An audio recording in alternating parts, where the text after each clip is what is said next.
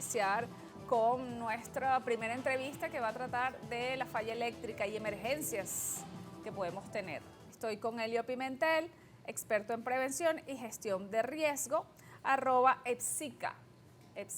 Y él nos ha acompañado, ya usted lo ha visto, nos ha orientado con las bombonas. Vamos a hoy entonces a iniciar con el tema eléctrico. Muchísimas gracias, Elio. Gracias a ti, Yerú, por la invitación y por supuesto a esa gente que siempre sintoniza Entre Noticias bien temprano. Y en efecto, un tema sumamente importante, la prevención, la gestión de riesgos. Yo pienso, Yerú, y siempre lo comento, que la gestión de riesgo, esa prevención, debe comenzar porque desde ya, en lo que termine el programa, identifiques cuáles son los peligros en tu casa. Cómo está mi cableado eléctrico, cómo están mis instalaciones de gas, cómo está en general esas condiciones de seguridad. Y una vez que he identificado esos peligros, bueno, evaluar los riesgos y tomar medidas de acción desde ya, no esperar que la emergencia ocurra. De hecho, el tema de las lluvias, la temporada de lluvia sigue, no ha cesado. Quizás pensamos que dejó de llover, pero tenemos el fenómeno del niño, el fenómeno de la niña. Tenemos que estar alerta con el tema de las lluvias, cómo están nuestros sumideros, no solo en nuestro hogar, en nuestra comunidad también. Una vez que hemos hecho esa identificación de peligros y esa evaluación de riesgos, ¿cómo vamos a controlar eso? ¿Cómo vamos a prevenir? Primero, tratar de que el evento, la emergencia, el desastre no ocurra. Y segundo, que si ocurre, el impacto, el daño, sea el menor posible. Esto es lo que tenemos que tratar de hacer. No esperar que la emergencia llegue y nos agarre así desprevenidos y no saber qué hacer. Bien, entonces esto aplica si estamos en una casa, si estamos en un edificio. Se conversa con los vecinos porque yo no tengo control del gas, de pronto están ubicados en otra parte. ¿Cómo debería...? Fíjate que en condominios, en edificaciones, hay que precisamente hacer ese tipo de reuniones e inspeccionar desde antes, porque además muchas veces confiamos en que a lo mejor hay un trabajador residencial o una trabajadora residencial y resulta que hace un año que ya no está. Entonces, ¿quién tiene las llaves de ese cuarto de gas, de los medidores, de los tableros eléctricos? ¿Dónde se corta el suministro? Eso tenemos que conocerlo como comunidad. Recuerda que tú, dueño de apartamento, también eres propietario de esa propiedad horizontal. De manera que el llamado es hacer esas reuniones, pero desde ya. ¿No? Como te digo, no esperar que el evento ocurra y en esas situaciones ni siquiera conocemos al vecino, no tenemos el número de teléfono, no sabemos dónde están o dónde nos podemos incluso concentrar a la hora de una emergencia. Eso tenemos que identificarlo desde ya para poder planificar. Bien, y en el tema de, por ejemplo, ayer, 4 de la mañana, bueno, nos quedamos sin luz. ¿Qué debería yo tener en la casa para una emergencia como esa? Ojalá que no se nos vaya más la luz, pero si vuelve a pasar. Fíjense que ayer una de las alcaldías en la capital puso a disposición una planta eléctrica para cargar los teléfonos celulares. Y yo conversaba con un grupo de amigos que debemos nosotros estar preparados. O sea, si usted tiene carro, tener ese conector para el vehículo. Podemos tener una batería de esas que llaman power bank o batería externa. Es importante siempre tenerla cargada. Hay unas que son solares, que se cargan con el sol y nos pueden ayudar también. O incluso, como estamos hablando, pues tener una pequeña planta eléctrica. Obviamente esto representa una inversión, es un costo, pero nos va a poder permitir estar preparados. Y no solo eso, sino como tú lo decías en la introducción del programa, bueno, hay cosas que escapan de nuestras manos. ¿Qué podemos hacer? Mira, yo gran parte de la infancia la pasaba en Oriente o en Río Chico, donde uno sabía que era cotidiano que se iba a la luz. Entonces entender que haya un apagón, que se vaya la luz, no tiene por qué pasar nada malo.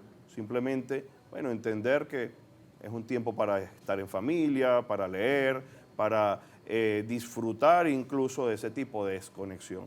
Yo entiendo que muchas veces nos puede causar ansiedad, pero tenemos que identificar eso, nuestros sentimientos, entender que es normal que nos sintamos abrumados, que estemos estresados, que haya ansiedad, pero tratar de controlar eso y más bien buscar situaciones y soluciones positivas. Obviamente, prepararse, por ejemplo, y es mi caso, a mí lo que entre comillas me preocupaba era el tema de la nevera. ¿Qué pasa si esto se prolonga más de 12 horas? Pero fíjate, si tú dejas tu nevera cerrada y no la estás abriendo a cada rato, tu congelador durante más de 12 horas va a poder estar sin ningún problema. Cuando ha habido apagones, por ejemplo, nutricionistas han hablado de la importancia de tener algunos productos como los huevos, por ejemplo, que pueden, sin necesidad de estar refrigerados, poder dar una proteína animal, además sana, que podemos utilizar. Recordar la preservación de los alimentos y que además muchas veces cuando ocurre un apagón también va a haber falla del suministro de agua. Entonces tener nuestra agua, tener pastillas potabilizadoras de agua, esto es algo que muchas veces la gente habla mucho de ese maletín, de ese kit de primeros auxilios, pero una de las cosas fundamentales es tener pastillas potabilizadoras de agua, porque después de cualquier tipo de desastre, terremotos, inundaciones, apagones, uno de los problemas serios es el tema de la potabilidad del agua. La pastilla, ¿y esa pastilla qué tiene? En cualquier farmacia la venden, son pastillas a base de productos como cloro principalmente, Ajá. que van además una de las cosas interesantes es que vienen para diferentes cantidades, para 5 litros, ese botellón pequeño, para 20 litros, o incluso para tanques de agua completos, de 1.500 o 1.500 litros, y esas pastillas, como te menciono, te va a permitir de una manera bastante eficiente, eficaz, económica, porque además es accesible o asequible, poder potabilizar el agua después de, como te digo, de un apagón, de un sismo, de una falla del suministro de agua o cualquier otra necesidad. Como te digo, uno de los problemas serios después de este tipo de eventos es el suministro de agua y la calidad de la potabilización Bueno, del agua. ayer en una cadena de ventas de productos de todo tipo, la gente se llevaba de a 2 y de a 3 de las de 5 litros. Bueno, teníamos la fortuna de, bueno, todavía poder, pero si no se puede comprar, entonces estas pastillas son... Correcto, y además uno de los temas es que el agua pues se puede dañar si tú la tienes por mucho tiempo. En cambio la pastilla te va a durar, no sé cuál es el tiempo de duración, pero vamos a suponer que quizás unos 3 años. Es importante, bueno, dentro de nuestro equipo de respuesta a emergencia, tener eso y cada cierto tiempo, bueno, verificarlo, cambiarlo, pero como te digo, son relativamente económicas, fáciles de conseguir y tienen una gran durabilidad. Y además otra de las cosas que recientemente tuvimos el caso de Cumanacoa, la portabilidad, es decir, lo fácil que es transportar las pastillas. En cambio, cada litro de agua pesa 1 kilogramo. Llevar un botellón de 20 litros de agua, estamos hablando de 20. Entonces, si tú quieres llevar 100 litros de agua para una comunidad, el transporte es engorroso. En cambio, una caja de pastillitas es muy ligero, es sencillo, fácil de transportar. Es una muy buena idea. Bien, y en el caso de desconexión, por ejemplo, hay gente que desenchufa todo, desenchufa aquí, desenchufa allá. Hay unos que reguladores, entonces desenchufa todo lo que no tenga regulador. Siempre es una buena recomendación desconectar cualquier artefacto eléctrico cuando hay algún tipo de falla eléctrica. Porque cuando se está restituyendo, sobre todo, pueden haber sobretensiones o caídas de tensión que pueden afectar a algunos de los equipos eléctricos o electrónicos. Definitivamente los protectores son una excelente solución y muchas veces la gente dice, oye, pero tiene un costo. Sí, es verdad, pero ¿cuánto cuesta la nevera? ¿Cuánto cuesta ese televisor nuevo? Entonces, la mejor recomendación es que cada artefacto tenga su equipo de protección. Hoy en día ya venden lo que conocemos comúnmente como breakers o los disyuntores. Ellos no protegen contra sobretensiones ni contra caídas de tensión, sino contra sobrecorriente, consumos altos. Sin embargo, ya hoy en día existen unos que los llaman smart o inteligentes, que además se pueden conectar por Wi-Fi, por internet, sí, que tú puedes desconectarlo estando de manera remota, pero que además te van a proteger toda la casa. Pero siempre es una buena recomendación, no solo hasta que regresa la electricidad, sino esperar un tiempo paulatino. De hecho, fíjate lo que te hablaba del tema de la ansiedad y del estrés. Yo entiendo que muchas veces tenemos la necesidad de informar, pero muchas veces la electricidad llega, nos alegramos y se vuelve a ir. Entonces siempre es bueno, después que el suministro eléctrico ha sido restituido, esperar que él se haya establecido, estabilizado de una manera adecuada. Y cuando informamos, poner la hora, porque muchas veces, a muchos de los mensajes que por ejemplo a mí me llegaron era, se fue la luz y llegaba a las 2 de la tarde cuando en realidad estaba ya regresando. Entonces es importante comunicar de manera completa, concreta, decir qué pasó, cómo pasó, cuándo, dónde. Bueno, estoy en mi casa, o sea, sobre todo a los familiares, son las 5:40 de la mañana, se fue el suministro eléctrico, estoy bien. Cuando regresó, pues siempre reportar sobre todo la hora. Porque si bien es cierto, cada vez más las tecnologías pues te dicen a qué hora el mensaje fue enviado, podemos más bien causar algún tipo de alarma o algún tipo de confusión o desinformación por no poner algo tan sencillo y tan corto como la hora a la que estamos reportando la información. No, y que también, bueno, fue una falla eléctrica general, las operadoras tampoco funcionan, entonces tampoco era que había señal y ciertamente lo que estás diciendo, la hora, importante. Se fue la luz aquí, no sé qué, 4 de la mañana. De hecho, una de las cosas que es importante en función de eso es entender precisamente que debemos dejar los canales libres.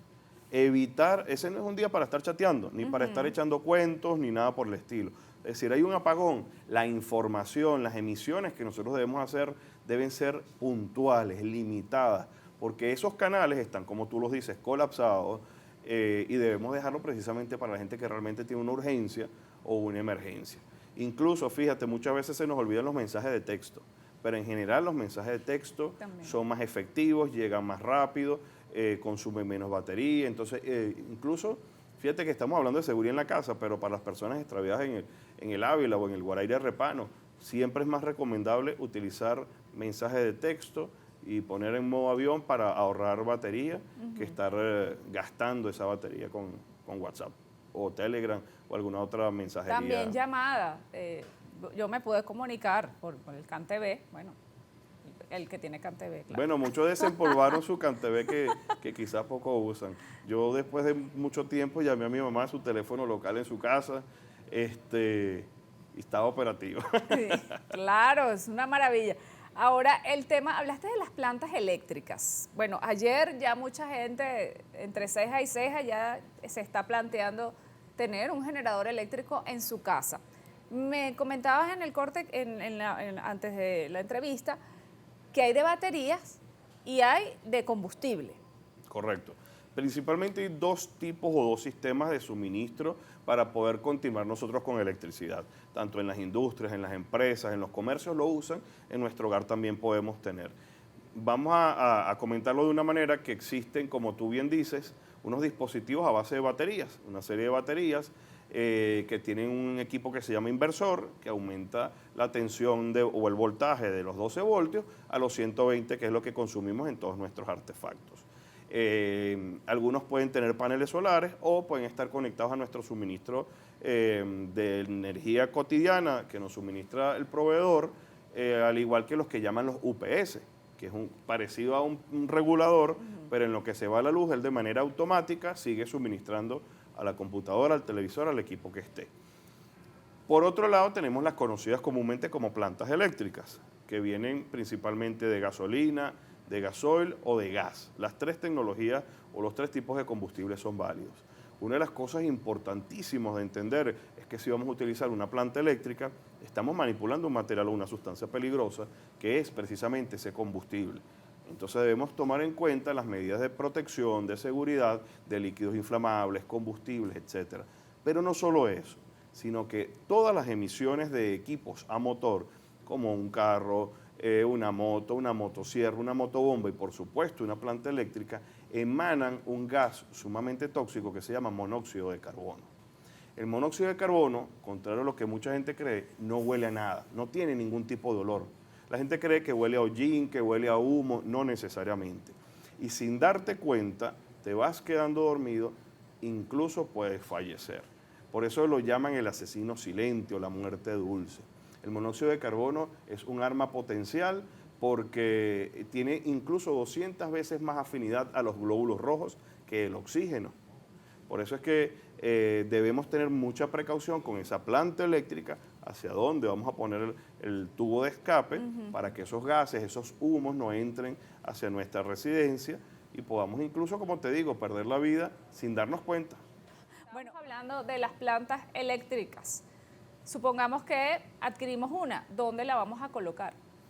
Bueno, es importantísimo, como estábamos mencionando, primero el manejo adecuado de los líquidos inflamables y combustibles o gas, el combustible que se utilice para la planta eléctrica, sea gasoil, gasolina o gas. Y la planta eléctrica donde esté colocada tiene que ser en un área que sea despejada, que sea abierta, porque el humo de combustión, como estábamos mencionando en la sección anterior, genera monóxido de carbono, que es un gas mortal o tóxico. incluso de una moto, como estábamos mencionando ahorita en el corte, una moto que muchas veces la gente la usa para cargar su teléfono celular. Bueno, lo primero es entender que tú puedes cargar tu celular desde una moto o desde un carro sin necesidad de prenderlo por lo menos 15, 20 minutos y no tiene por qué descargarse la batería. Si lo vas a prender, pues prendes tu moto o tu vehículo, tiene que ser en un área despejada, que no se vaya a meter ese humo a un apartamento, a una casa. Lo mismo con la planta. Yo entiendo que muchas veces la gente tiene un apartamento y no tiene dónde poner la planta, sino que es en el balcón. Bueno, el balcón puede ser una opción, pero siempre con mucha precaución. Cerrar la puerta, la ventana, que sea de vidrio, que ese humo salga hacia el exterior. Incluso, ¿por qué no? Existe y venden a nivel comercial detectores de monóxido de carbono, detectores de humo, incluso de gas. Hoy en día hay un equipito que es muy bueno, que nos permite identificar simultáneamente, el mismo equipo lo hace, tanto fugas de gas de cocina como monóxido de carbono. Y él está enchufado, incluso tiene una batería de 9 voltios, de estas pilitas cuadradas, que si se va la luz, él continúa funcionando como detector. Otra de las cosas que tenemos que tener precaución con el uso de las plantas eléctricas es precisamente la electricidad, la manipulación de la extensión, del cableado, mucho cuidado con ese tipo de empalmes, que haya la conexión de la puesta a tierra. Entonces, nosotros en nuestra casa podemos, digamos que sin necesidad de contratar a un especialista en electricidad, tener nuestra pequeña planta, utilizar una buena extensión, para evitar sobrecargar, poner tomas con muchas conexiones, entender que la capacidad de la planta, lo que se llama la potencia, va a estar relacionada también con los equipos que él pueda, como diríamos coloquialmente, mover o alimentar. Por ejemplo, una planta eléctrica pequeña, de esas que a lo mejor usan muchos carritos de perro calientes, de 800 a 1000, 1200 vatios, no te va a mover un equipo de aire acondicionado o alguna nevera, por ejemplo. Sobre todo equipos a motor o equipos con resistencia, cocinas, secadores de cabello, planchas de estas para el cabello, porque son equipos que tienen resistencia y consumen mayor electricidad. ¿Y el ruido? El ruido es todo un tema, ¿no? Porque definitivamente además que hay una situación. Nosotros normalmente en las ciudades tenemos lo que se llama ruido de fondo, que es el ruido por el tráfico, por las industrias, por la gente, pero cuando hay apagón hay un silencio, precisamente porque la ciudad está prácticamente detenida. Entonces en esas situaciones, cuando yo prendo una planta eléctrica, pareciera que suena más y le puedo causar definitivamente molestias a mis vecinos. Recuerden que la contaminación sónica además es considerada como un delito de orden público, un delito penal, porque es una contaminación ambiental.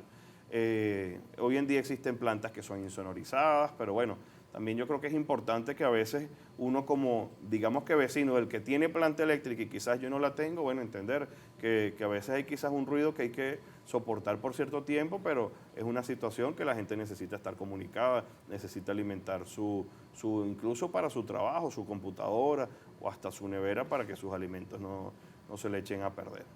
Aquí precisamente una señora comenta, María, dice, donde vivo hay un banco que cada vez que hay bajones enciende su planta.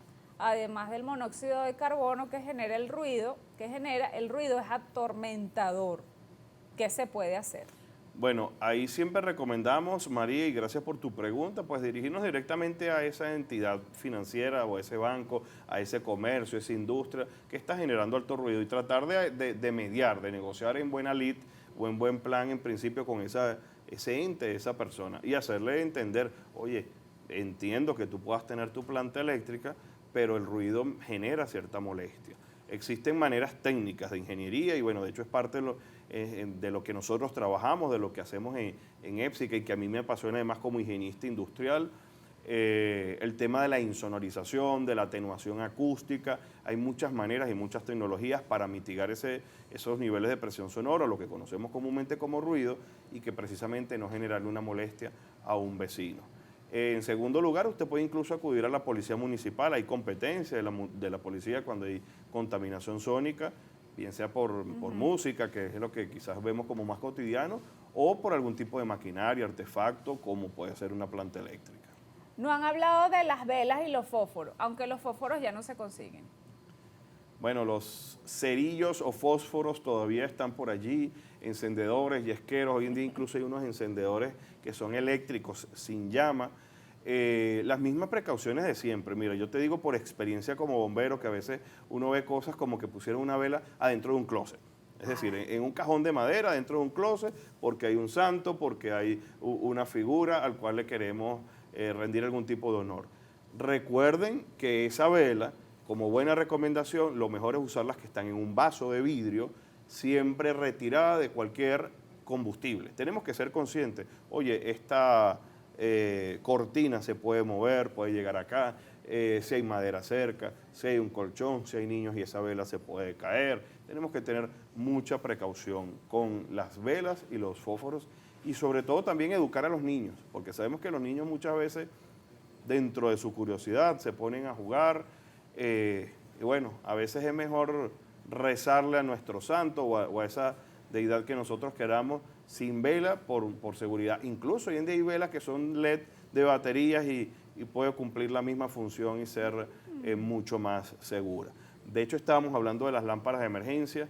Yo entiendo y lo hablaba, yo soy de una época donde de chamo usábamos lámparas de querosén, velas, pero hoy en día hay muchas tecnologías de LED que pueden incluso ser muchísimo más seguras y mucho más económicas como lámparas de emergencia.